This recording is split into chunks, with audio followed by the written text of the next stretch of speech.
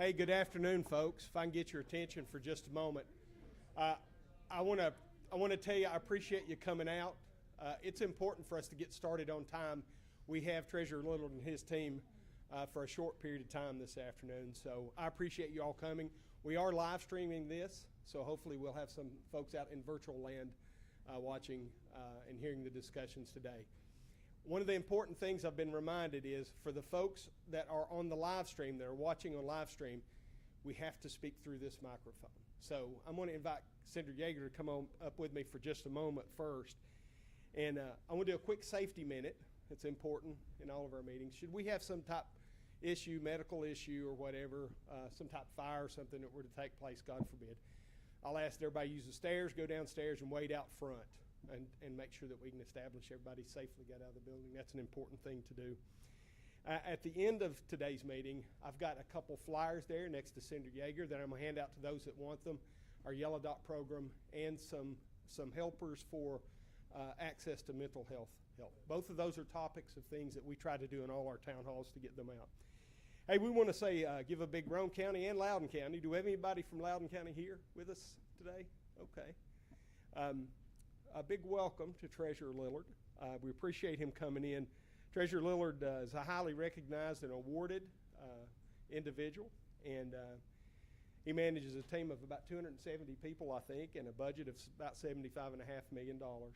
He's joined by several of his team members, and I'll let him introduce them however the treasurer sees fit. Roy West, Jamie Wayman, Cal Baxter, and Justin Ball. And so we do appreciate you taking time, sir, to come out with us today. Very important topic. Look forward to hearing from you, and we know that you've tried to help with this. I'm going to yield the floor to Senator Yeager for just a second to say a couple remarks, if you'd like to. And then, if you would, Ken, if you'll just turn the microphone over to the treasurer. Thank you for coming today. Thank you. And thank you, Monty, for really taking the initiative on this meeting today. This is really a very important meeting. But I would be remiss if I didn't say, and the Tennessee Consolidated Retirement System is one of the soundest in the nation. The last numbers that I saw put us, we were in the top 3 soundest retirement programs in the nation. We're not like, if I may, Illinois or New Jersey, where the retirees have to wait on to whether they're going to get their monthly retirement check on time and whether it will clear the bank. I know that shocks us, but that is true in some of these states. But the legislature has worked closely with the treasurer, and we make sure our system is funded well. So that is good to know. We have had a serious data breach with a third-party vendor, and I really appreciate Treasurer Lillard to be here to tell us about that.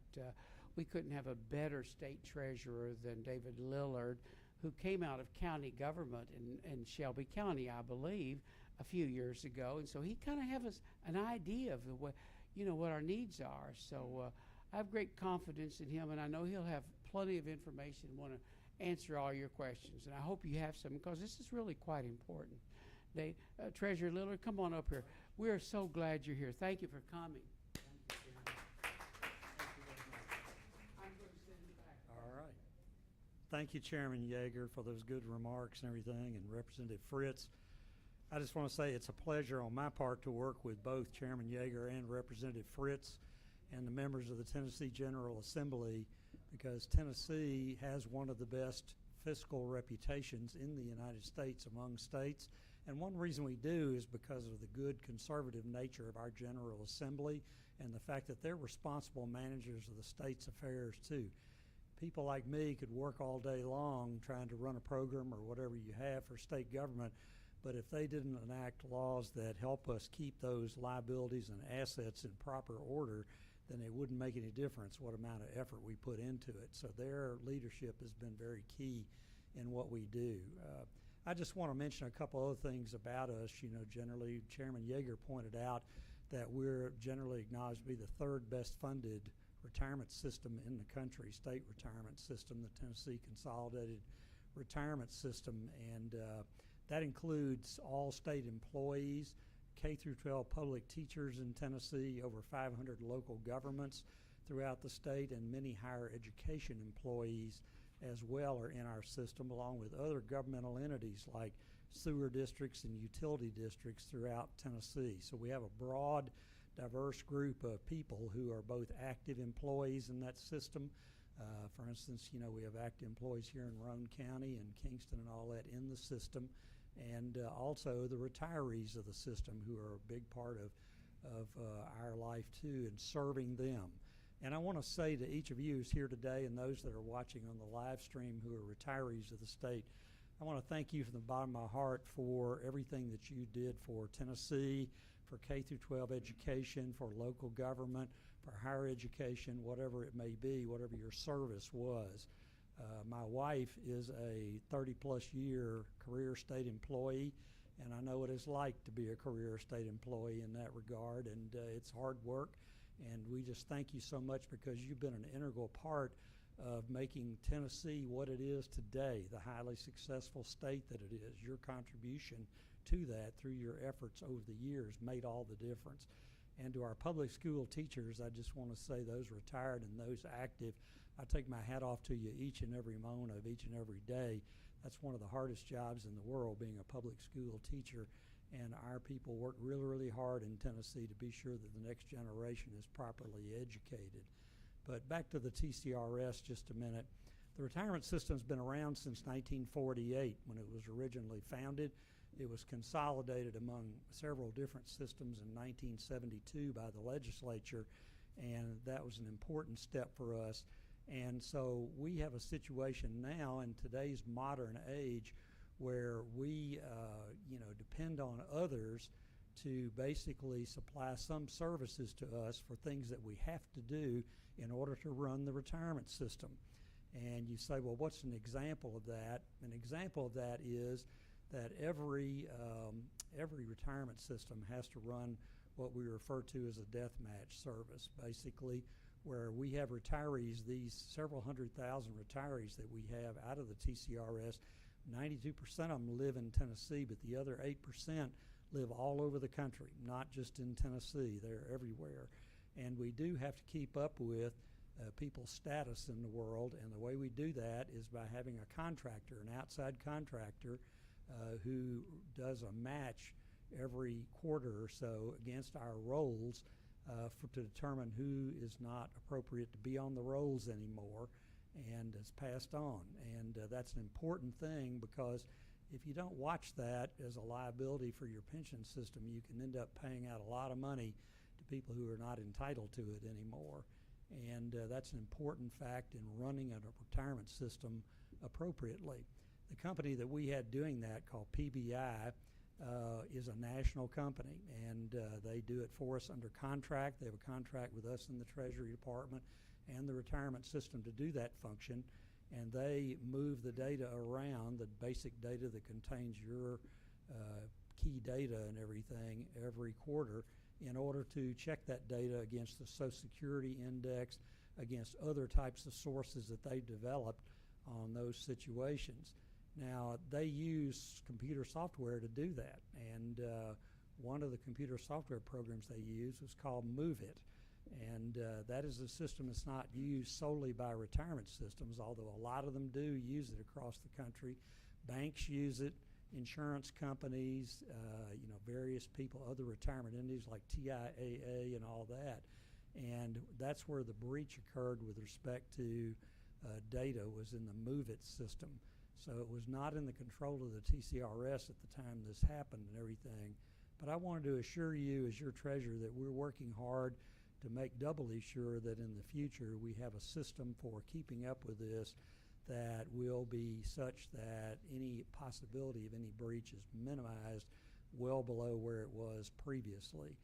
And we regret that this occurred, but at the same time, what we're about at this particular point is trying to be sure that we make sure that all of our retirees have their questions answered on what they need to be doing now to make sure that you're protected and your family's protected, and that we're discharging our duty at the TCRS appropriately in that regard.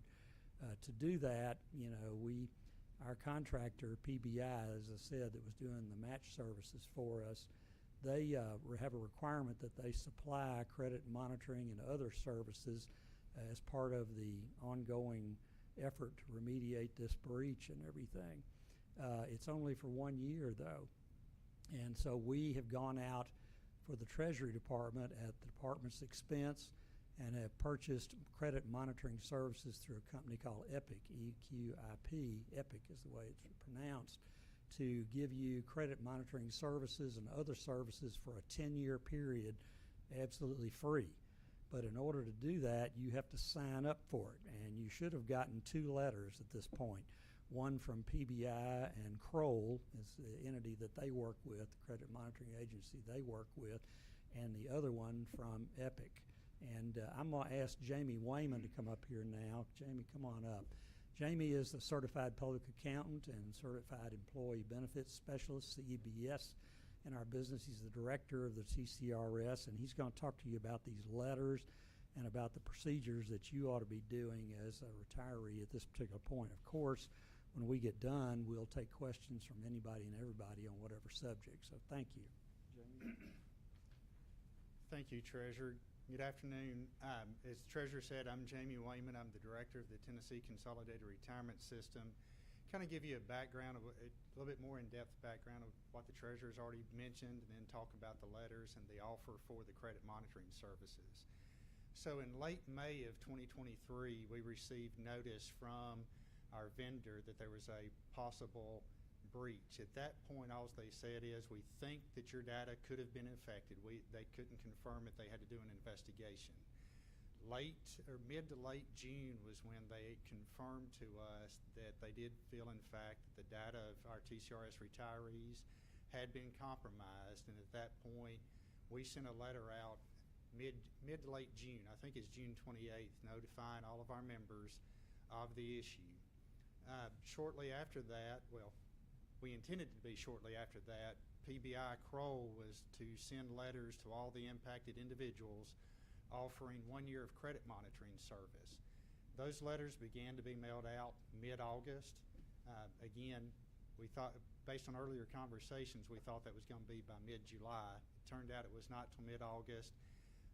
And we still had some people up until recently said they still had not received the PBI letter.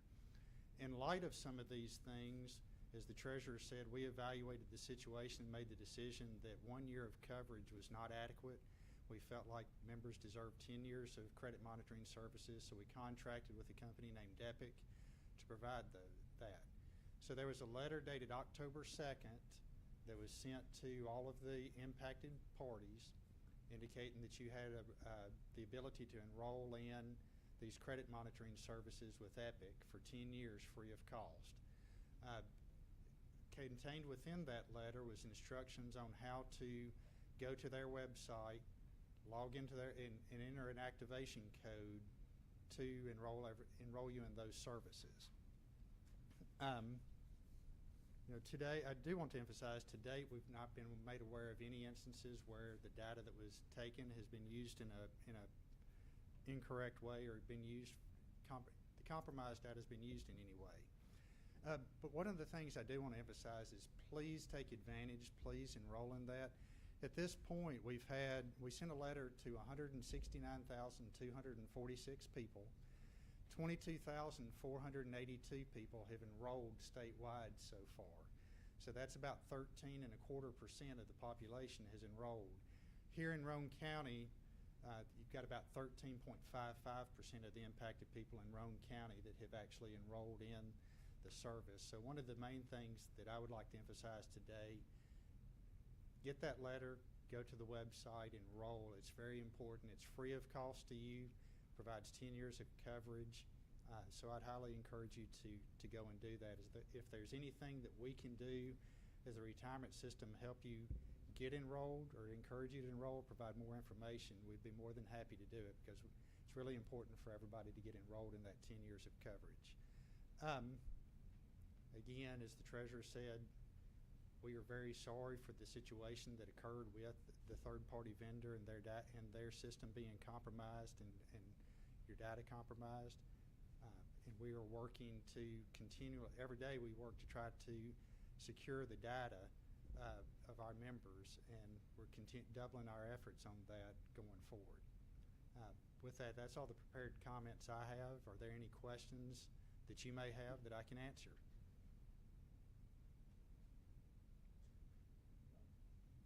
Yes. It's not too late then to get the 10 years credit protection. No, sir.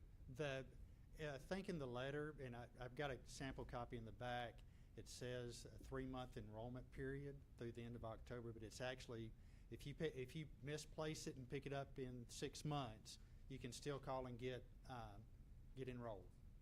Yes. Good. I would just ask if we get a question, All right. please, so that the folks out in virtual land will All know right. what was asked. All right. So the question was asked, is it still time to, do you still have time to take advantage of the 10 years of credit monitoring? And the answer is yes. You have, the letter I think said the end of October or mid-October, but you actually have, if you pick up the letter 9 months from now, you can still enroll. All right. Thank you. Yes, ma'am. Yeah. With your hand raised. Sir. I retired in May, but did not get any letters. Not one, not two. Is there a process I need to do? If I can, so the question was that she retired in May and she did not receive any of the letters. It may, do you know, your date of retirement was May. When did you receive your first payment from TCRS? Actually, that was 100 days short. So it was, They backdated my check, so it didn't come in until August. all right. So you had to, in order for you to be impacted, you had to be in a pay-in status receiving the payment as of the middle of May. So if you didn't get your first payment until August, your data may not have been impacted. But if I can see you after the meeting and get your information, I will check, and get your contact information, I will check and reply to you. Yes, ma'am. I have signed up on that already.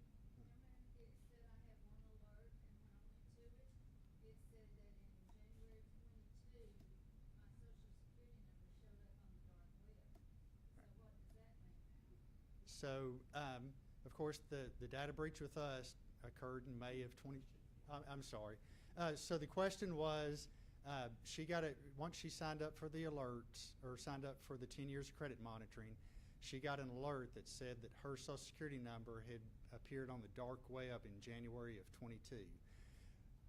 The dark web refers to in case I know a little bit about dark web, but not a lot. But basically, it means it's where organized crime and others can go and put that data so they can get to it and access it. And so what that alert means is in January of 22, which was about 14 or 15 months before the data breach here, that your Social Security number appeared on the dark web for people to try to utilize. But again, that based on a January 22 date, that would have been before the breach occurred involving TCRS. Right. It wasn't caused by the data breach that we're talking about because it happened before that event. But that is what that means, is that you're on the dark web where people buy and sell things that are illegal in nature, such as Social Security numbers. Your Social Security number appeared out there where somebody could get it. Any more questions? Yes, sir.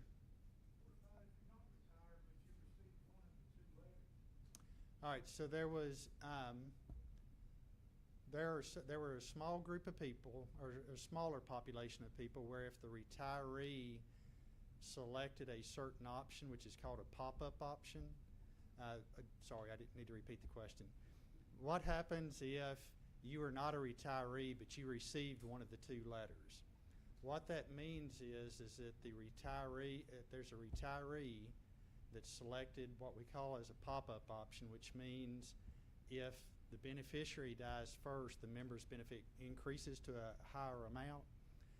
If they selected a pop-up option, then we send the beneficiary's Social Security number and information to that same vendor, because if the beneficiary dies, we'd have to make an increase to the payment to the member.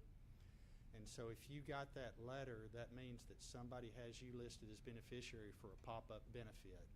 And you should take advantage of the offer too. We would encourage you to do that.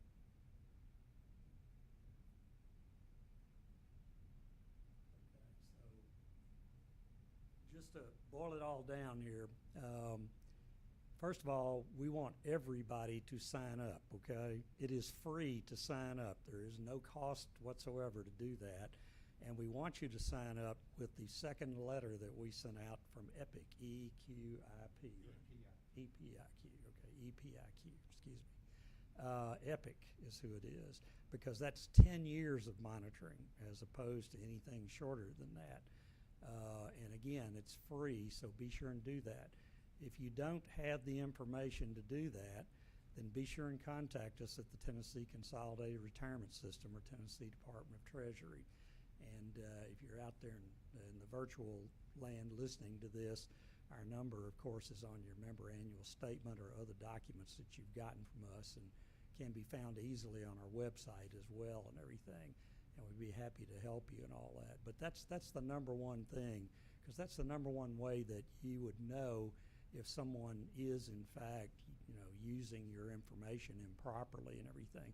As Jamie Wayman said, we don't know that they will ever do anything with this. On some breaches that occur, there's never any untoward consequences that occur as a result of it, because it's just not ever used for whatever reason. On the other hand, it can be.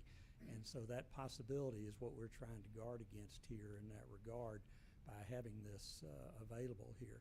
And also, if you have any questions about the EPIC letter, then Jamie has pro forma copies of that we can give you. That letter has a code on it, right, Jamie? Your letter, which you would have gotten in the mail, has a code on it, and that's your code to talk to the people at EPIC to get signed up.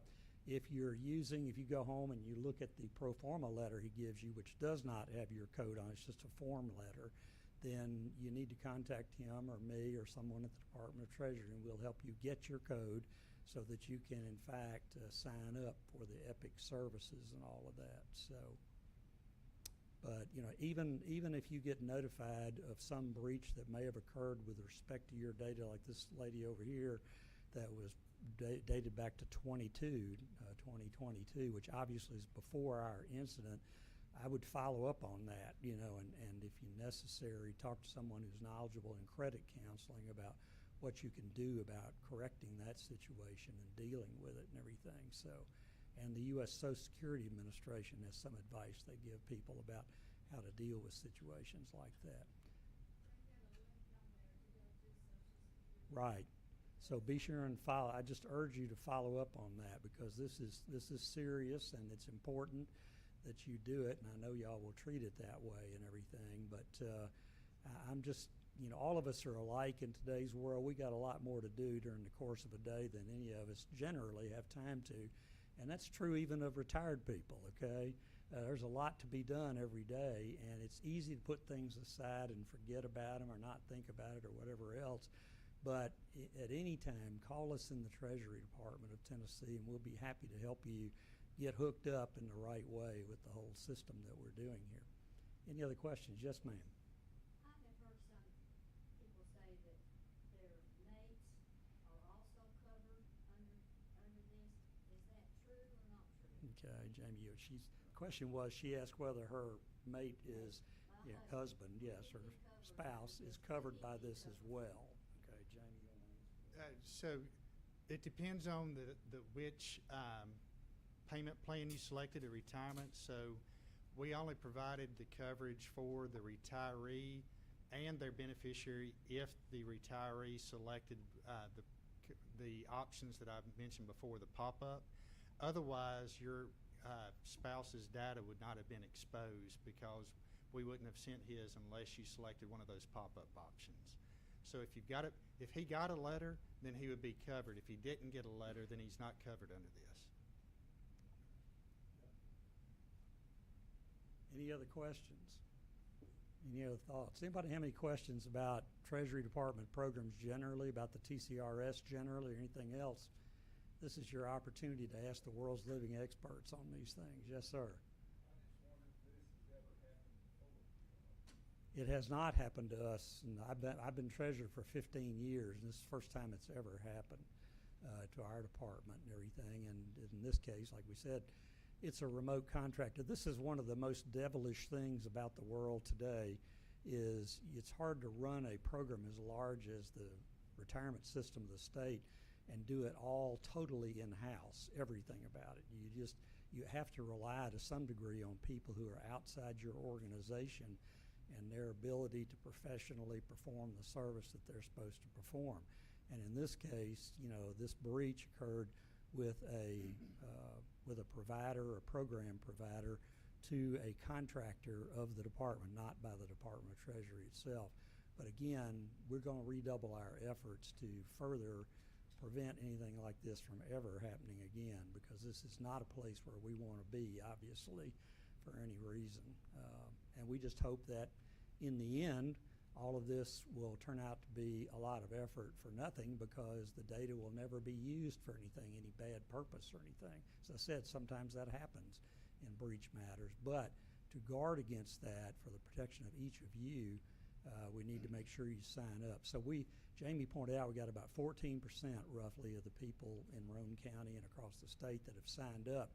And we need the other 86% to sign up here, because it's free and there's just no reason not to sign up. So Representative Fitz, did you have a point? I was going to offer just two things, a little bit from experience to your question, sir, and then from the legislative side of it. I think we're learning things when we go through these, unfortunately. All hard things teach us lessons. And I think if you read what we put in the Roane County News and the Loudoun County paper about this, I think that this virtual and digital age that we're in is a challenging thing to legislative efforts. And as artificial intelligence comes along, it's going to create another set of challenges for those of us who help to craft the laws to protect the citizens from those types of vulnerabilities. 20, 25 years ago, nobody, I don't think, was talking about all of our information being stolen on the dark web. We didn't think about it. Second, sir, and to your question, I've had my personal information stolen twice. Once as a Y-12 employee and then once as a federal employee, both with the Department of Energy and National Nuclear Security Administration.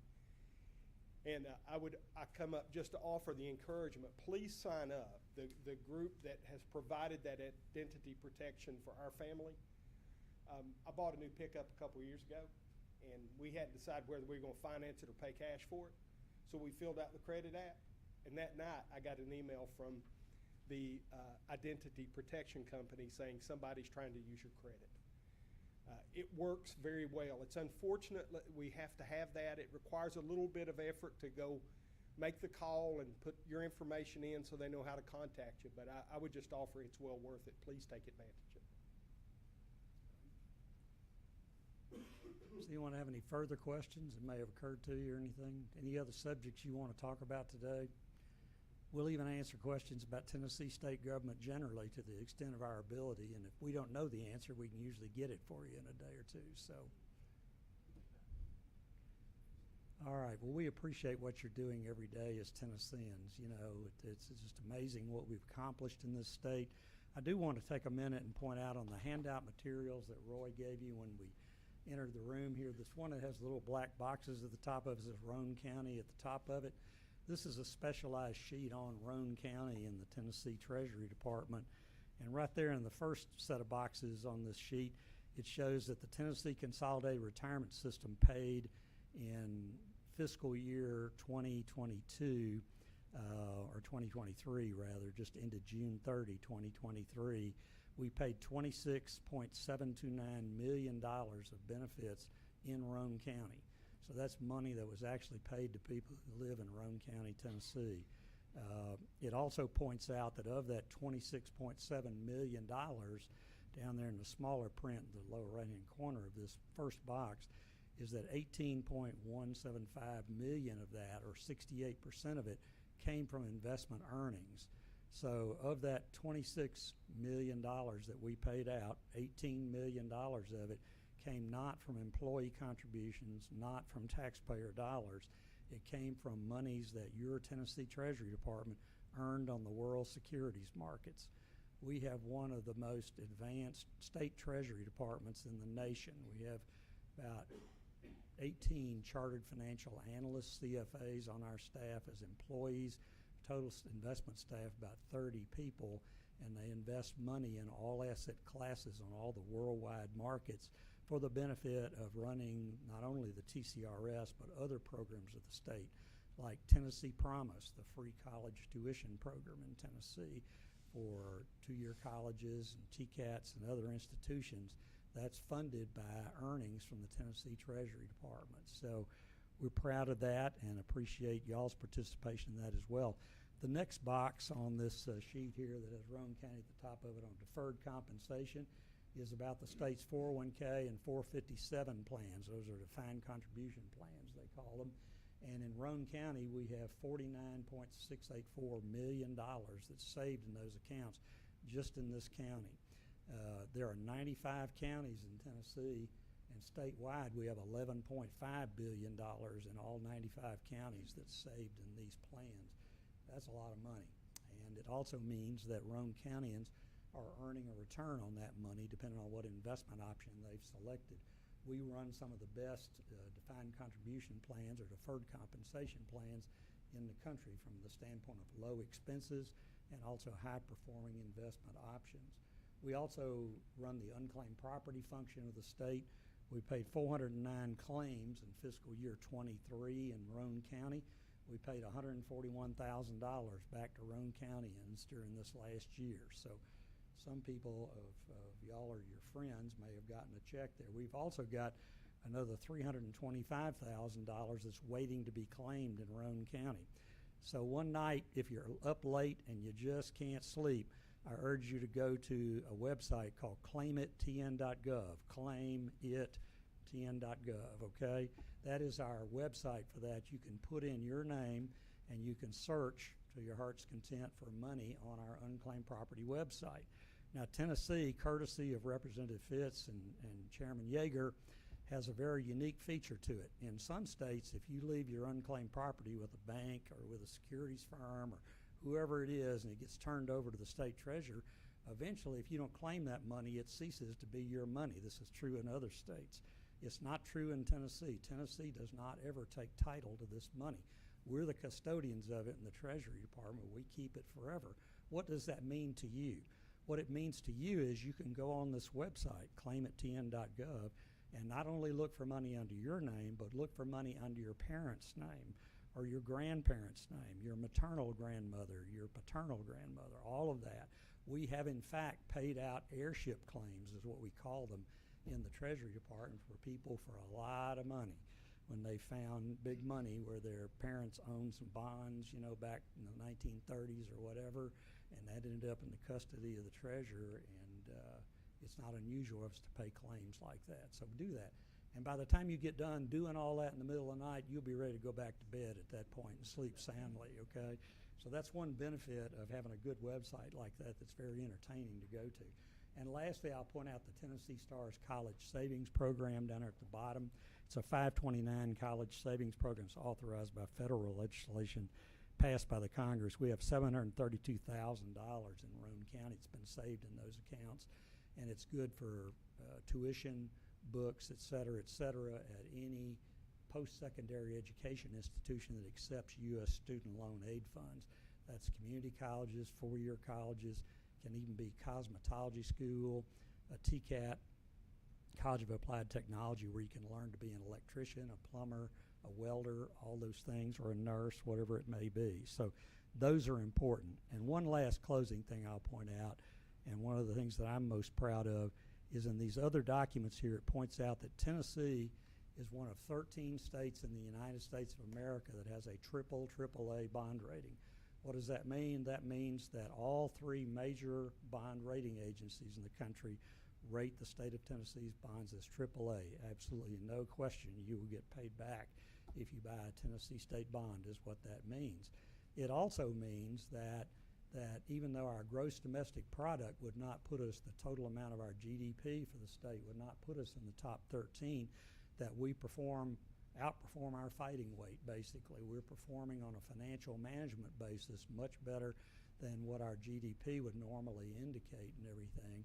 And it shows you that we do things in state government on your behalf to manage money as well as it can possibly be managed and to put us in the best financial standing possible. It means Tennesseans have the best shot at having a good future and have a low tax rate and have a low debt burden from state government, which is not true, like Senator Yeager pointed out, of some other states. So I just want to thank you, each of you, for turning it back over to Representative Fitz for thank you for the opportunity to serve as your state treasurer. I've been treasurer for 15 years now, and it's a great privilege to work for the General Assembly and the governor of the state and all of the members thereof in that way. And if you ever have a problem with the Treasury Department, or in fact, if you just have a problem with state government, be sure and call me, David Lillard, state treasurer. I'm a former county commissioner, and so I'm used to customer service, if you will, at the retail level in state government, and I have in the past dealt with problems running from potholes in the road to dogs running loose. And so, you know, from that standpoint, I'll be happy to help you in any way I can. So thank you very much for being with us today. Representative Fitz.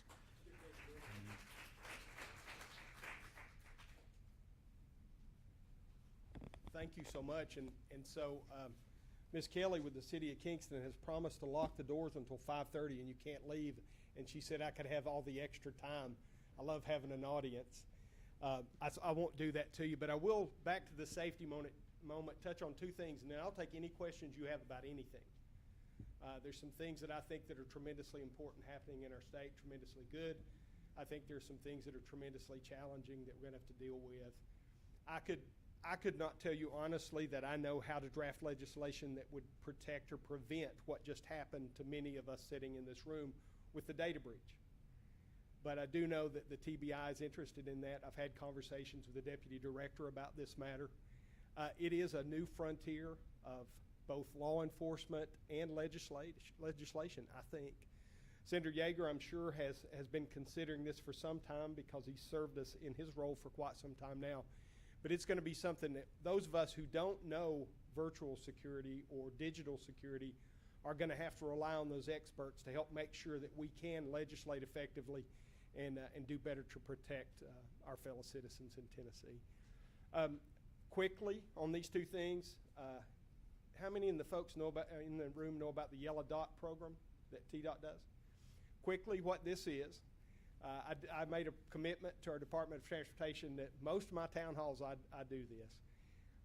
These copies are intended for first responders and to help folks in the case of a first responder in a vehicle accident or something. So if you take one of these packets, there's a dot that goes on the back window of your car. It's to alert the first responder that you have whatever health condition, diabetic, epileptic, whatever condition it might be, that it would behoove the first responder to know. And they know then to go to the glove box and look for this. So it's a very worthwhile thing. I'd ask you to pick one of those up if that at all impacts you. I'll ask you another quick question for this one. And this is a question that the Commissioner of Tennessee Mental Health and Substance Abuse asked. She asked, Ms. Marie asked this question to a group of us at Civitan Club not too long ago. And she said, how many of you all know someone who has mental health issues? And every one of us raised our hands, because we do. On the scale of mental health issues, it could be from depression and anxiety to PTSD to schizophrenia. And anybody that's lost a loved one or had a major life-changing event certainly deals with anxiety and depression. I mean, it's just human nature.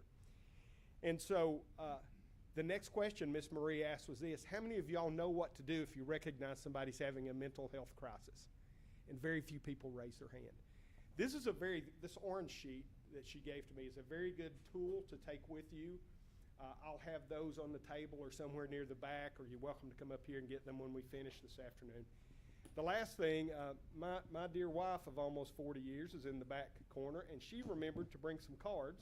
So I've got business cards back there. If you need anything from me at all, we're in the Roane County News, the phone numbers and all that, but my personal cell phone and everything's on that business card. So if you need something, I appreciate the opportunity to get to work for you. And with that, let's open the floor up to any question. What do y'all want to talk about other than this? Because I expected more questions, to be honest with you. What's the most important thing on somebody's mind in the room right now that your legislator needs to be involved in and working on? The concern was new restaurants in Kingston and Midtown. I'll support that. I'm not sure how to fix it right off. we have a number of good places to be able to go out and dine now, but it doesn't hurt to have a few more. The insurance issue that's up right now is and Blue Cross Yeah. and all of Covenant Yeah. So, is affecting a lot of us. the comment question is the insurance issue that we're about to confront. And so many of us who are Covenant Health patients started getting letters last week saying effective March of 2024, they would no longer accept Cigna healthcare insurance. And so that's a pretty significant thing when I think that's the only carrier for all of our Y-12 employees and Y-12 retirees. Cigna is a carrier for lots of the state health insurance as well. Excuse me, pardon me. It is a big issue. I'm fully supportive of private companies and nonprofits being able to do their negotiations without interference from the government. I'm of the opinion that part of the reason our insurance and health care is a little less than what it was a few years ago is because a certain president started meddling with it a few years ago, and he should have stayed out of it. So with that in mind, I also have a concern that that when you have a group, a company that has a complete or almost complete control on any service or good, it becomes an unhealthy thing for the economy. Our state constitution and our U.S. Constitution both address this. Article 1, Section 22 of the Tennessee Constitution addresses monopolies. And our founders and framers were concerned about monopolies, and they said they were not good for the health of a nation, basically, because it does allow a company to take advantage of a market share of something. I don't know that that's what's taking place.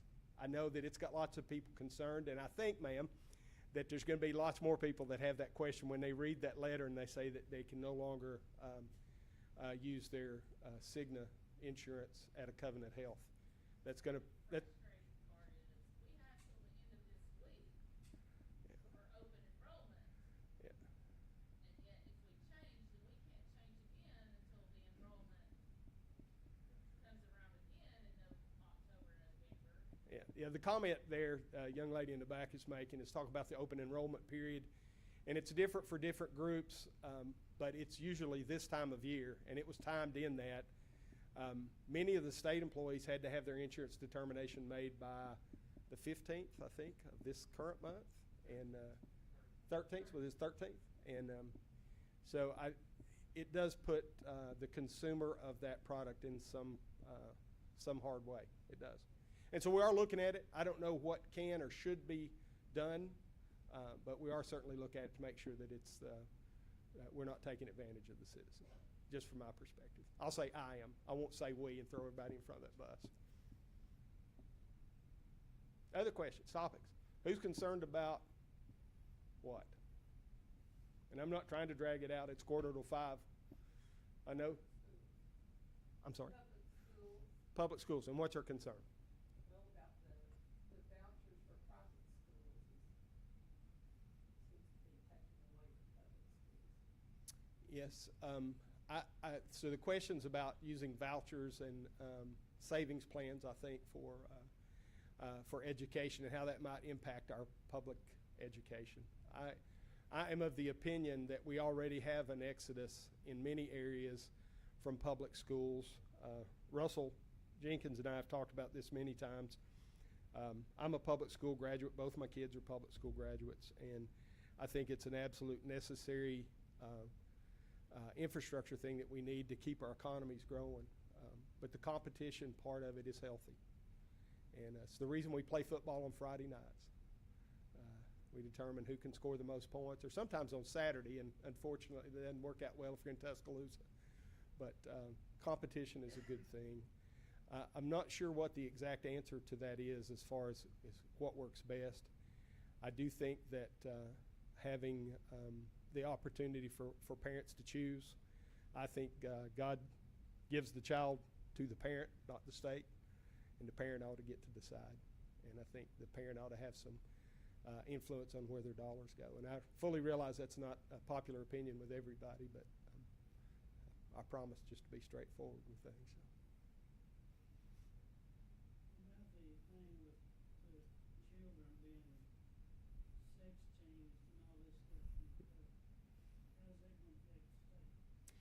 So the question in the back's regarding sex changes on children in general.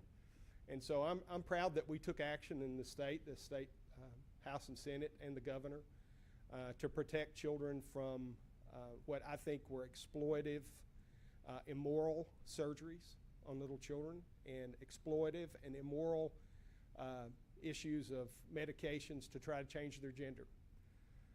Again, I think in God's view, there's two sexes, boy and girl, hens and chickens, or hens and roosters rather.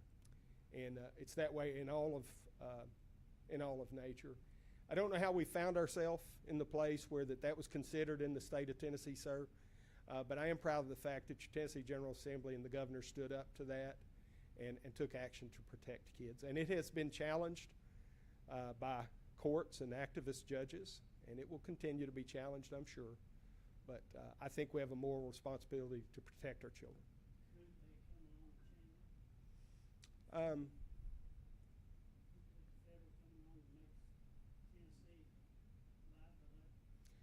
I'm sure there's some activist judge that will try that. I think that another one of the strengths that we have in the state of Tennessee is we have a very strong attorney general. Our attorney general's office has stood up a unit within his office to litigate with the federal government on these types of issues. And I can promise you from my conversations with General Scarametti that he's not reluctant to engage in those type of litigations to protect what is right. And guns. Yeah. So I am a couple things. I appreciate the questions. So I'm one of those people that believe that the Bill of Rights are absolute. I believe that shall and shall not are words that there are no ambiguity to them. That if you shall do something, it means you will. And if you shall not, it means you cannot. And I think we are in a better position in our state than some states are. I do think we still have room to grow there to get back to a constitutional perspective.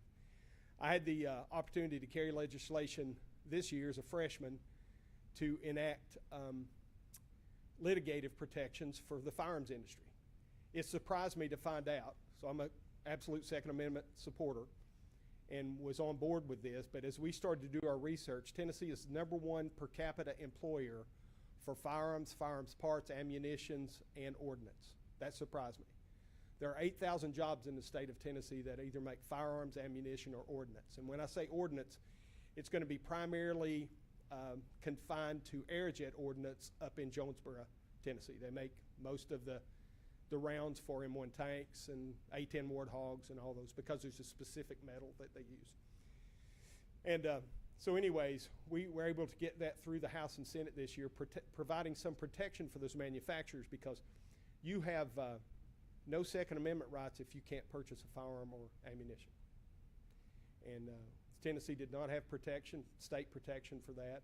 We drafted something very similar to what the federal law is that many on the federal side of things are trying to vote out to, again, protect your Second Amendment rights and to draw some industry in. The folks up in Blount County were just fortunate to open up 600 to 800 new jobs as Smith & Wesson moved their headquarters here. I think it's only the right thing, yes ma'am, it's only the right thing that Smith & Wesson ought to be made in Tennessee, and I'd like to see that become Springfield Armory and Glock and all the other companies as well. So good paying jobs. And I think that protection helps us in the competitive environment because we do, I think, compete with many of the southeastern states for jobs. And our tax base is good, our quality of life is good, our individual freedom is good, better than most of the nation. And I think those become draws for those kinds of companies. So to put that legislation in place added another competitive resource for us. Yes, ma'am.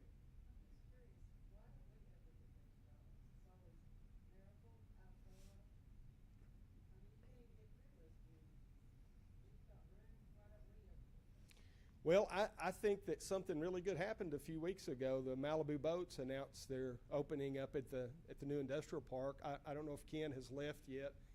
We should all probably give him a hug when we see him. I think he was one of the founding ideas to get that industrial park in because it is logistically superior to most anything else in the state of Tennessee or the Southeast because it's at the convergence or near the convergence of 40 and 75. And So I think that number was 770 jobs that's coming into that industrial park, and I think that's a great thing. We have lost some factories. We lost the hosiery mill in Rockwood that started production in 1905 and had not ceased since 1905. It's an indication of the trying times we're in. But I do think the policies that a conservative state has promoted, low taxes, business friendly, helped us to land not only in Blount County, Smith & Wesson, but also that Malibu Boats here in Roane County. And it's going to be a tremendous thing. Those things are good for us. Excuse me. I want to get into our county commission and county executive discussion too much because these are their topics. So I want to say this with caution. But our industrial base growing helps protect our property tax rates, and that's tremendously important to me. We do want to see more of those businesses coming in, and it's important. So I applaud the efforts of the folks down at the Roane Alliance and Mr. Cresswell and some of the county commissioners in helping make that happen. I think it was a good thing for this part of the state.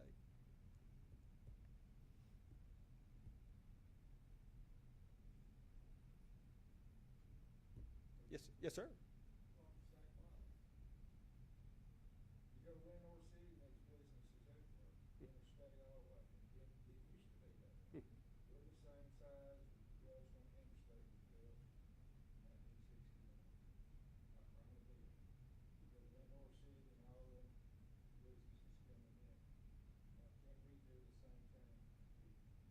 And I don't think there's any reason that we can't do the same thing here.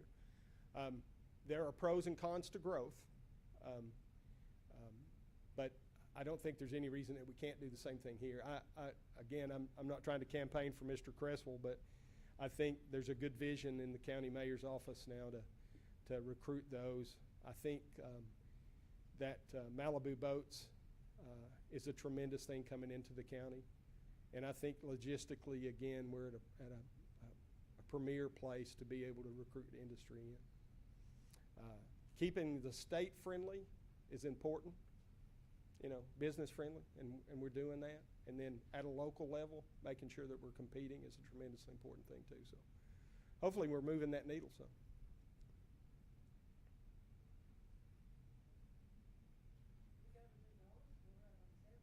Yeah.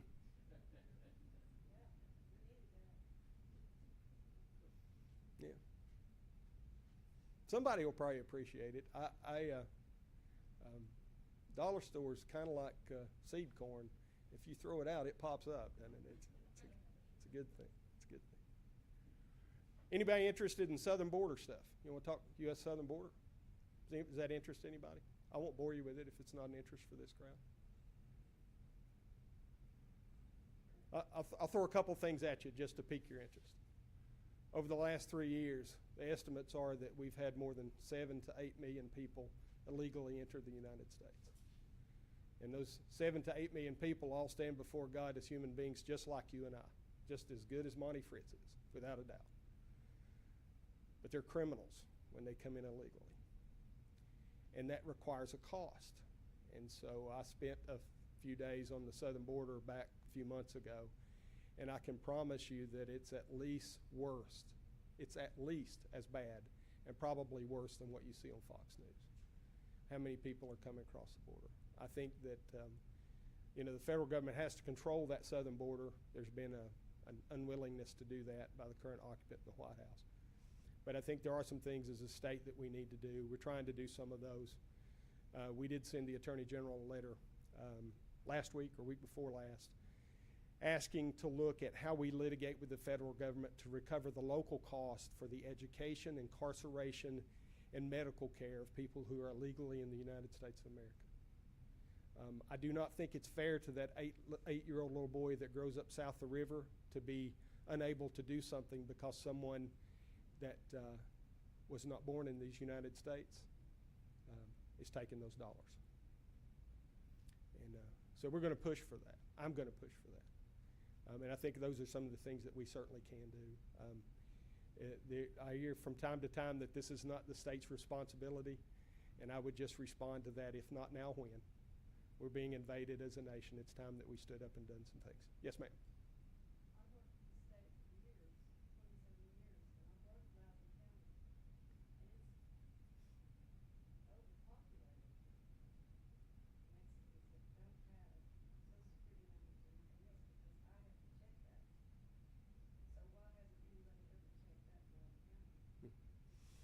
Yeah, I've heard the stories of buses dropping off, or bus loads of people being dropped off in Loudoun County over the last year. Mayor Bradshaw's told me this.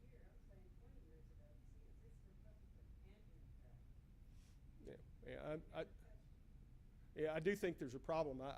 But I think that we've never had the problem we have today. We're no longer in an illegal immigration stage. We're in an invasion stage, in my opinion, and we've got to stop that. Not only does your tax base and your quality of life depend on it, your personal safety does. I think we saw, Denise and I were supposed to be in Israel a few days ago. I got the opportunity to write the 75-year congratulations for nation statehood to Israel. And so we had decided to make the trip over. Certainly with all the horrendous things that have taken place there, they canceled the trip. But one of the things that has become clear, one of the things that was clear when the IDF briefed those of us that were going to go, Israeli Defense Forces briefed us, that the border matters. And they had border incursions that had some of the issues there. And so I don't say this to alarm you all. I just offer that I think that we're in an extremely serious situation with what's happening at our southern border. And if we don't all cohesively act against it, the America that we once knew will be gone.